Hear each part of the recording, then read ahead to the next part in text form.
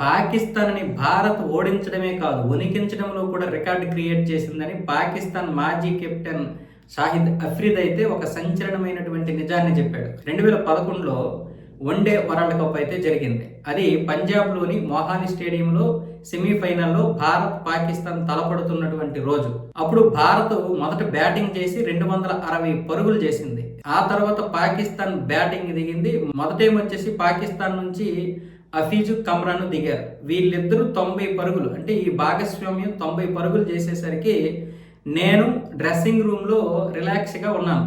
ఇక విన్ను మాదే, భారత్ ఇంటికి వెళ్ళిపోద్ది అనుకున్నాం. కానీ మొదటి వికెట్ పడేసిన తర్వాత భారత ప్రేక్షకులు అద్భుతమైనటువంటి రీతిలో స్పందించి టీమిండియాకి మంచి బలాన్ని అయితే ఇచ్చారు. వాళ్ళ యొక్క అరుపులతో మా వాళ్ళు భయపడిపోయారు, వణికిపోయారు. మా బ్యాటర్లు వణికిపోయినటువంటి తీరు నేను డ్రెస్సింగ్ రూమ్లో తెలుసుకున్నాను.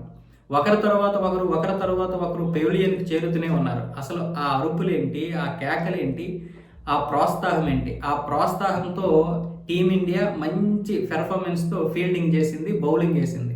మేమేమొచ్చేసి ఆ అరుపులకి భయపడిపోయి పెవిలియన్కి చేరుకున్నాం అన్న విధంగా షాహిద్ అఫ్రీద్ అయితే ఈ విషయాన్ని చెప్తున్నాడు. ఎందుకంటే T20 వరల్డ్ కప్లో ఏదో మతలబు జరిగింది, వాళ్ళకు అనుగుణంగానే టీమిండియాకి ఐసీసీ అన్ని ప్రయత్నాలు చేస్తుంది, ప్రత్యేకతలు ఇస్తుంది, పిచ్చులను కూడా అలాగే తయారు చేస్తుంది, ఫ్రెండ్లీ పిచ్చులను ఇస్తుంది అన్న విధంగా పాకిస్తాన్ మాజీ క్రికెటర్స్ చేసినటువంటి వ్యాఖ్యలకి షాహిద్ అఫ్రీద్ అయితే ఈ విషయాన్ని చెప్పాడు. భారత్ ఇప్పటి నుంచే కాదు, మనల్ని 1991 నుంచి కూడా వెంటాడి వణికిస్తుందిరా నాయన అన్న విధంగా మాట్లాడుతున్నాడు. మరి వాళ్ళకి బుద్ధి రావాలి కదా.